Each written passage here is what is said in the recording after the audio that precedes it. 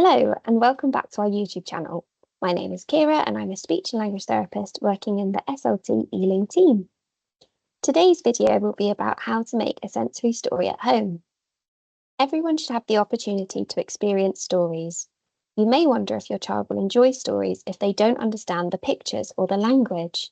However, you can create the atmosphere of a story by using one or more of our senses, such as sight, sound, smell, touch, and taste. Our first tip is to use animated voices and gestures and choose objects that enhance the story. Some objects can have a strong visual element, whilst others can appeal to other senses such as touch or taste or smell. For example, you could use cotton wool to create the sensation of snow within a story. Our second tip is to take your time and go at your child's pace. Allow them to explore sensory experiences.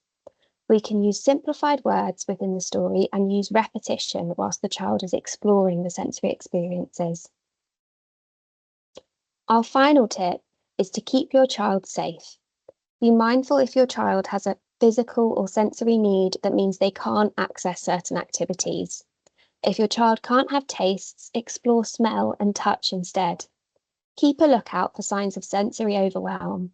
If your child becomes distressed or appears tired, take a break and spend some time using calming strategies to support your child's regulation.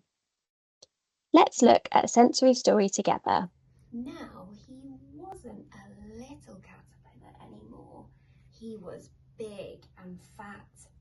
He built a cocoon around himself and stayed inside. Then he nibbled his way out, and he was a beautiful butterfly. Look, butterfly, butterfly, butterfly is flying. And that's all for today. Today we talked about how you can help your child to access stories by using sensory experiences and objects at home. If you have any questions and you live or work in Ealing, you can contact us via our advice line. Scroll down and you'll find our contact details underneath this video. Thank you for watching. I hope you found these tips useful and good luck using them at home. Don't forget to like this video, subscribe to our channel for more helpful content, and share it with others who may benefit from this information. Thank you. Bye-bye.